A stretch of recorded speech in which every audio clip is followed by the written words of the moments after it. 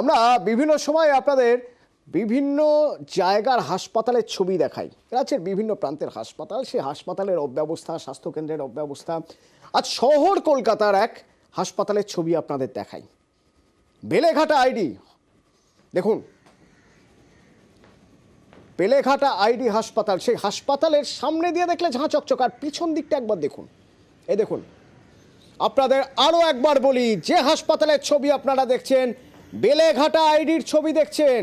দেখুন, ব্যবহার করা মাস্ক, ব্যবহার করা গ্লাভস পরে রয়েছে। কি পরিমাণ দূষণ ছড়াতে পারে, কি পরিমাণ সংক্রমণ ছড়াতে পারে হাসপাতালের মধ্যেই। এই সাধারণ মানুষকে তাহলে কারা সচেতন হওয়ার পাঠ দেবেন? আমার সঙ্গে রয়েছেন প্রতিনিধি ওঙ্কার। ওঙ্কার, হাসপাতালের বাইরে থেকে যখন আমরা দেখি তখন এই বেলেঘাটা আইডি তো বেশ ঝাঁ চকচকেই লাগে। হ্যাঁ, একেবারে ঠিকঠাক রক্ষণাবেক্ষণ করা। হাসপাতালের পিছনে এরকম ছবি, এ কি মানে কেউ দেখতে পাবে না সেই জন্য এটা নিয়ে কারো কোনো ভ্রুক্ষেপ নেই এরকম কারণে, নাকি সত্যি এই অবস্থার জন্য এদের কোনো হেলদোল নেই?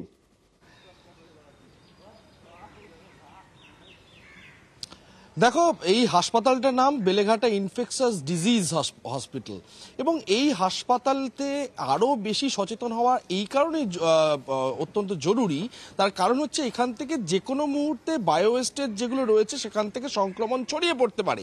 কারণ এখানে সংক্রমণজনিত আক্রান্তে যারা রোগীরা রয়েছেন তারাই কিন্তু এসে ভর্তি হন। এই হাসপাতালের পেছনের দিকে ছবিটা দেখলে রীতিমতন শিউরে উঠতে হয়। এই যে হাসপাতালের বিল্ডিং আমরা দেখাচ্ছি, এখানে কিন্তু রোগীরা ভর্তি থাকেন, এবং প্রথমে একটুখানি সানাত আমার ক্যামেরা পার্সন দেখাচ্ছে যে ওপর থেকে নিচ পর্যন্ত যারা স্বাস্থ্যকর্মীরা রয়েছেন তারা কিন্তু নিজেদের হ্যান্ড গ্লাভসগুলোকে ছুঁড়ে ছুঁড়ে ফেলছেন জানলা দিয়ে, এবং তারই পরিণতি কিন্তু এই যে একেবারে যে শেড রয়েছে সেই শেডের মধ্যে একাধিকবার কিন্তু দেখা যাচ্ছে যে সেখানে প্রচুর পরিমাণে ব্যবহৃত হ্যান্ড গ্লাভস পড়ে রয়েছে। শুধু হ্যান্ড গ্লাভসই নয়, আরও একটুখানি দেখাবো যে নিচে একের পর এক ক্যাথেটারগুলো সমস্ত পড়ে রয়েছে, যত্রতত্র ছড়িয়ে ছিটিয়ে পড়ে রয়েছে। এমনকি বেশ কিছু ওই যে জায়গাটা আমরা এই মুহূর্তে ফোকাস করছি, আমার চিত্র সাংবাদিক, এখানে যেরকম অতনু দেখতে পাবে অজস্র হ্যান্ড গ্লাভস পড়ে রয়েছে, মাস্ক পড়ে রয়েছে, এমনকি ইঞ্জেকশনের সিরিঞ্জ পর্যন্ত পড়ে রয়েছে। অর্থাৎ এগুলো কিন্তু প্রত্যেকটাই মেডিকেল বায়ো ওয়েস্টেজ। এখানে মানুষ আসেন সংক্রমণের রোগের চিকিৎসা করাতে, এখান থেকে তো পুনরায় সেই সংক্রমণ ছড়িয়ে পড়ার আশঙ্কা থাকছে।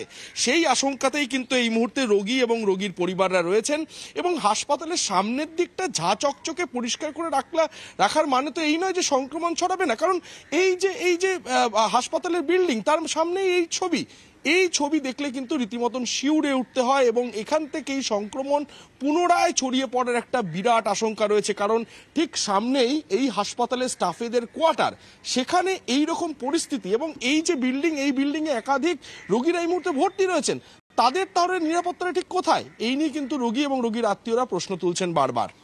রোগী কল্যাণ সমিতির চেয়ারম্যানের সঙ্গে আমরা যোগাযোগ করেছিলাম। এই অবস্থা, তিনি কি বলছেন? আইডি হসপিটালটা পরিষ্কারই রাখার চেষ্টা করেছি। যদি যাতায়াতের চোখে পড়ে বা একদম জনগণ যেখানে যায় সেখানে হয়, আমার মনে হয় সেরকম নেই। কোনো ব্যাক সাইডে কোনো জায়গা পড়ে থাকতে পারে, সেগুলো আমরা অবশ্যই দেখে নেব। আমি প্রত্যেক মাসেই মিটিং করি এবং নিজে হঠাৎ ভিজিটও করি। তাতে জনগণের যে ভাষণ, আইডি হসপিটাল আকাশ পাতাল তফাৎ হয়ে গেছে। আমি একটু দেখে নেব, কিন্তু এটা থাকা উচিত নয়। চেষ্টা করব সামনের সপ্তাহের মধ্যেই একদম ভিজিট করে প্রত্যেকটা পরিষ্কার করা। উচিত তো নয়, এ নিয়ে নতুন করে বলার কিছু নেই। 1 সপ্তাহ ডেডলাইন দিয়েছেন, দেখা যাক 1 সপ্তাহ পরে আমরা আবার দেখতে যাব, আমরা আবার ছবি তুলব। দেখা যাক ইনফেকশাস ডিজিজের যেখানে চিকিৎসা হয় সেখানে ইনফেকশন ছড়ানোর জন্য এই রকম আয়োজনের কোনো এদিক ওদিক হলো কিনা, অদল বদল হলো কিনা ছবির। আর শুধু এই হাসপাতালের কথাই বা বলি কেন, কলকাতা মেডিকেল কলেজ এত বড় হাসপাতাল, রাজ্যের প্রান্তিক পার থেকে মানুষ আসেন এখানে সুচিকিৎসা পরিষেবা পাওয়ার জন্য। সেখানে যদি জল তেষ্টা পায়, কল খুলুন, জল নেই। কল আছে কিন্তু জল নেই। অভিজিৎ প্রতিনিধি আমার সঙ্গে রয়েছেন। অভিজিৎ, প্রচুর মানুষ পরিষেবা নিতে রোজ আসেন এই হাসপাতালে, তাদের তো জল খাওয়ার দরকার। জল খাবেন তারা, কিভাবে খাবেন? বাড়ি থেকে তো সব সময় আনা সম্ভব হয় না।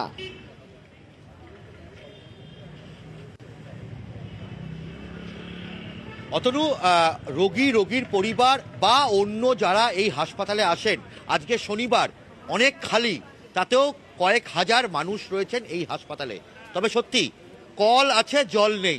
জল আপনাকে বাইরে থেকে বা হাসপাতালের ভেতরে দোকান থেকে কিনে খেতে হবে, কারণ পানীয় জলের এই রকমই হাল। মাত্র 8 মাস আগে এই পানীয় জলের কল উদ্বোধন করেছিলেন হাসপাতালের রোগী কল্যাণ সমিতির চেয়ারম্যান বিধায়ক সুদীপ্ত রায়। আর সেই পানীয় জলের কলের কি অবস্থা একবার দেখুন, একবার দেখানোর চেষ্টা করছি। এই যে পানীয় জলের কল, সেই পানীয় জলের কলে আপনি যতই হাত চিপে যান, কলে আর জল পড়বে না। এবং হাজার হাজার রোগীর আত্মীয়, তাদের ভরসা হচ্ছে জল কিনে খাওয়া। এবং এই জল কিনে খেতে গেলে কত খরচ করতে হয়? 1 লিটার জলের বোতলের দাম 20 টাকা। এবং প্রতিদিন প্রত্যেকটা মুহূর্তে হাসপাতালের যারা রোগীর আত্মীয়দের এইভাবেই জল কিনে খেতে হয়। আপনারা তো দূর থেকে এসেছেন, তা জল কি করে খাবেন? জল কিনেই খেতে হবে, এখানে পাচ্ছি না, কি করব? কেন এরকম একটা এত বড় হাসপাতাল, এতগুলো? এখন আমরা কি করব বলুন? এখন প্রশাসনে যারা আছে তারা যদি গুরুত্ব না দেয়, আমরা কি করব? আমরা তো ডেলি আসি না। এই প্রশাসনে যারা আছেন, অভিজিৎ সঙ্গে থাকো, এই যে প্রশাসনে যারা আছেন, অর্থাৎ হাসপাতাল সুপার, হ্যাঁ হাসপাতাল সুপার, তিনি কি বলছেন একবার শোনাই। সারা মেডিকেল কলেজ হাসপাতালে অন্তত পক্ষে 15খানা জলের কিয়স্ক আছে। অসুবিধা যেটা হচ্ছে যে ধরুন একটা পুরনো কিয়স্ক ছিল, সেটা এখন আর ফাংশনিং নেই, সেটা আর দেখভাল করা হয় না। এইগুলো সরানোর যে টেকনিক্যাল জটিলতা, তার জন্য এরকম 2 কি 3টে আনইউজড পড়ে আছে। যেটা অসুবিধা হচ্ছে, জলের যে কিয়স্কগুলোতে আমরা রেগুলার প্রথম দিকে শুরু করা হয়েছিল পরিষ্কার করিয়ে দেবো, সেটা আমরা এখনো করে উঠতে পারিনি রেগুলার। ফলে একটু নন কেয়ার হলেই শ্যাওলা জমে যাচ্ছে, ডিসকালার্ড হচ্ছে।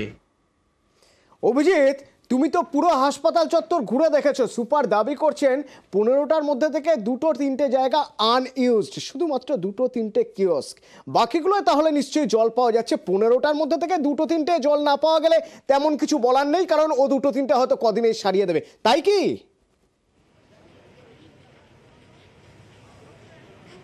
সম্পূর্ণ বিপরীত তথ্য অতনু, সম্পূর্ণ বিপরীত তথ্য। হাসপাতাল কর্তৃপক্ষ বলছেন হাসপাতালের ভেতরে নাকি পানীয় জলের কোনো সমস্যা নেই। তাহলে শুধু এইটা নয়, এরকম আশপাশে, এটা হচ্ছে একদম হাসপাতালের যে সুপার, যিনি আমাদেরকে বক্তব্য রেখেছেন, সেই সুপারের অফিসের পাশেই হচ্ছে এই একটা কল। এর পাশে আরও একটা কল আছে। আশপাশে প্রত্যেকটা কল খারাপ, দিনের পর দিন ধরে খারাপ রয়েছে এখানকার প্রত্যেকটা কল। এবং একমাত্র জরুরি বিভাগের সামনে, যেখানে হসপিটালের আউটপোস্ট, সেখানে একমাত্র একটি কলে জল পাওয়া যায়। প্রত্যেকটি মানুষকে এখানে জল কিনে খেতে হয়। আমার আশপাশে যে সমস্ত মানুষরা রয়েছেন দেখতে পাচ্ছেন, শয়ে শয়ে মানুষ, প্রতিদিন হাজার হাজার মানুষ আছেন, তাদের প্রত্যেককে জল কিনে খেতে হয়। কারণ এবং 20 টাকা করে একটা জলের বোতলের দাম, এ কি সম্ভব? আপনাদের কি হাসপাতালে যে আসছেন জল কিনে খেতে হচ্ছে? হ্যাঁ কিনে খেতে হচ্ছে। হ্যাঁ কিনে খেতে হচ্ছে। কেন? এরকম তো কল তো রয়েছে। কল খারাপ আছে তো। कल खराब हो गया। এ তো খুবই খারাপ অবস্থা। তো আপনাদের এত টাকা দিয়ে জল কিনতে হচ্ছে, কি করবো বলুন? तभी तो खराब হ্যাঁ? সবই কিনে খাচ্ছি, सब সবই কিনে খাচ্ছি, জলটা কেন সবই খাচ্ছি, গরিব মানুষ তো কোনো দাম নাই। সত্যি অতনু, গরিব মানুষের কোনো দাম নেই, গরিব মানুষের কথা কেউ ভাবে না। এবং এটাই অবস্থা, হাসপাতালে কল আছে, জল নেই, প্রত্যেককে জল কিনে খেতে হচ্ছে। হাসপাতালে বাথরুম করতে গেলে, টয়লেট করতে গেলে কোথাও কোনো বিনামূল্যের টয়লেট নেই, একটি মাত্র টয়লেট। অর্থাৎ বোঝাই যাচ্ছে যে সর্বত্র পয়সা, মাখো করি ফেলো তেল, অর্থাৎ পয়সা দিলে হ্যালো আপনি করি সব মাখো পাবেন। তেল, ঠিকই নতুবা বলেছো কিছুই পাবেন না। অভিজিৎ, বিষয়টা তাই। সরকারি হাসপাতাল, সেই সরকারি হাসপাতালে এইরকম দশা, আমরা এই ছবি দেখাতে থাকবো।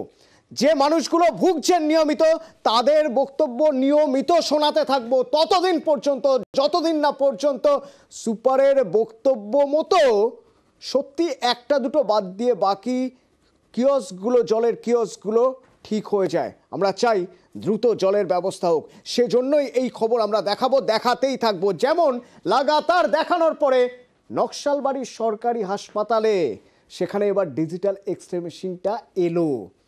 10 দিন ধরে ডিজিটাল এক্স-রে মেশিন ছিল না সেখানে। আমরা এই মাসেরই 14 তারিখ সেই ছবি দেখিয়েছিলাম, দেখুন। ঠিক 48 ঘন্টা, 48 ঘন্টার মধ্যে এবার digital machine, digital X-ray machine চালু হয়ে গেল। অথচ তার আগে 8-10 দিন ধরে চালু হচ্ছিল না। তাতে কি হচ্ছিল? ভোগান্তির এক শেষ, বাইরে থেকে বেশি টাকা খরচ করে এক্স রে করাতে হচ্ছিল। এখন আর সেটা করতে হবে না। অন্তত রোগীর পরিজনদের, রোগীদের এটুকু সাশ্রয় তো হবে, হয়রান হতে হবে না। বাইরে কোথায় গিয়ে এক্স রে করাবেন, বেশি টাকা দিয়ে এক্স রে করাবেন। বিশ্বজিৎ প্রতিনিধি আমার সঙ্গে রয়েছেন। বিশ্বজিৎ, তাহলে সেই টনক নড়ল খবর দেখানোর পর, তার আগে দিন দশেক এভাবেই বন্ধ ছিল। খবর দেখলাম, খবর দেখালাম, ছবি দেখলো মানুষ, তারপরে বাধ্য হয়ে এখন ডিজিটাল এক্স রে মেশিন লাগাতে হচ্ছে। একেবারে নতুন প্রায় টনক নড়ল হাসপাতাল কর্তৃপক্ষে, কারণ নকশালবাড়ি হাসপাতালে ডিজিটাল এক্স রে পরিষেবা ছিল, কিন্তু 10 দিন ধরে ডিজিটাল এক্স রে পরিষেবা যান্ত্রিক ত্রুটির জন্য কিন্তু বন্ধ ছিল এক্স রে, এবং যার জেরে সমস্যায় ভুগতে হচ্ছে এই বিভিন্ন গ্রামগঞ্জ থেকে আসা এখানকার রোগীদের। এক্স রে করতে জন্য তাদের বাইরে যেতে হতো, এবং যার জেরে তাদের 300 থেকে 400 টাকা করে মোটা অঙ্কের টাকা দিয়ে এক্স রে করে কিন্তু তাদেরকে ডাক্তারের কাছে দেখানো হতো, এবং যার জেরে তাদের কিন্তু প্রচুর ভোগান্তির শিকার হতে হতো, হয়রানিও হতে হতো। যখন আমরা 48 ঘন্টা আগে খবর দেখাই, এবং খবর দেখার পরেই তৎপর হয় হাসপাতাল কর্তৃপক্ষ এবং ইঞ্জিনিয়ারদের ডেকে এনে এই যান্ত্রিক ত্রুটি কিন্তু সেই ঠিক করা হয়। আজ থেকে পরিষেবা স্বাভাবিক হয়েছে, এবং হাসপাতাল কর্তৃপক্ষ জানাচ্ছে যে যান্ত্রিক ত্রুটির কারণে এই সমস্যা ছিল, ইঞ্জিনিয়ারদের জানানো হচ্ছিল, তবে ইঞ্জিনিয়ার দেরি করে আসার জেরে এই সমস্যাটা হয়েছে। তবে গোটা ঘটনায় খুশি রোগী মহল, যারা জানাচ্ছে তাদের যে হারে ভোগান্তি এবং হয়রানির শিকার হতে হচ্ছিল, বাইরে থেকে মোটা অঙ্কের টাকা দিয়ে তাদের এক্স রে করাতে হচ্ছিল, তা কিন্তু কিছুটা হলেও তাদের স্বস্তি হয়েছে। এবং গোটা ঘটনায় তারা নিউজ 18 বাংলাকেও ধন্যবাদ জানিয়েছে, এবং তারা চাইছে যাতে এই পরিষেবা যাতে আগামী দিনে এভাবে স্বাভাবিক থাকুক। অতনু, ধন্যবাদ। 10 দিন থেকে বন্ধ ছিল, এটা আজকে থেকে এটা খুলছে। আমাদের সবারই সুবিধা হবে, নকশাবাড়ির যত মানুষ আছে গ্রামের সবাই তো টাকাওয়ালা না, বাইরে থেকে কয়লে টাকা লাগে, আর ভিতরে থেকে এখানে কয়লে ফ্রিতে হয়ে যায়, একটা সুবিধা হয়। মেশিন তো যান্ত্রিক গতিতে হয়, মেশিন চালু হয়ে গেছে, পরিষেবা পাচ্ছে মানুষজন তাহলে। হ্যাঁ, একদম। ওদিকে আবার দাসপুরে দেখুন, গতকাল আমরা দেখিয়েছিলাম তৃণমূল নেতার দাদাগিরি, তাতে সুস্বাস্থ্য কেন্দ্র বন্ধ। আর ঠিক তার 24 ঘন্টার মধ্যে আজ কি হলো দেখুন, সুস্বাস্থ্য কেন্দ্র তৈরির কাজ শুরু হয়ে গেল। দাসপুরের হরিকৃষ্ণপুরে সুস্বাস্থ্য কেন্দ্র তৈরি বন্ধ হয়ে গিয়েছিল, 24 ঘন্টার মধ্যে কাজ শুরু হয়েছে। কিভাবে হলো, প্রতিনিধি সুকান্ত আমার সঙ্গে রয়েছেন। সুকান্ত। অতনুদা, আমরা খবর দেখিয়েছিলাম নিউজ 18 বাংলার পর্দায় যে কিভাবে সুস্বাস্থ্য কেন্দ্রের কাজ বন্ধ করেছে ওই এলাকার তৃণমূল নেতা, এবং ধমক দিয়ে ঠিকাদারি সংস্থাকে কাজ বন্ধ করতে বাধ্য করেছে। সেই খবর সম্প্রচারের পরেই আজকেই প্রশাসনের উদ্যোগে আবার সেই হরেকৃষ্ণপুর পোস্ট অফিস তলা এলাকাতেই সুস্বাস্থ্য কেন্দ্র গড়ার কাজ শুরু হয়েছে। আর এই কাজ শুরু হতেই এলাকার মানুষ তারা নিউজ 18 বাংলাকে ধন্যবাদ জানাচ্ছেন। তাদের দাবি যে সংবাদ মাধ্যমের তৎপরতার জন্যই এই কাজটি সম্ভব হয়েছে, এবং তারা চান দ্রুত সুস্বাস্থ্য কেন্দ্র তৈরি হোক এলাকায়। ধন্যবাদ। কাজটা শুরু হয়ে গেছে, সেই জন্য আমরা সমস্ত সাংবাদিককে একটু ধন্যবাদ জানাচ্ছি। এখন কাজ হচ্ছে মোটামুটি। খুশি তো? হ্যাঁ, এতে আমরা খুশি তো। যাতে সুষ্ঠুভাবে, যেমন স্বাস্থ্য কেন্দ্রটাও আমাদের সবার জন্য, তেমন সমিতিটাও সবার জন্য, যাতে সবারই উন্নয়নমূলক কাজটা হয়, সেটার জন্য আমরা সবসময় চাইছি।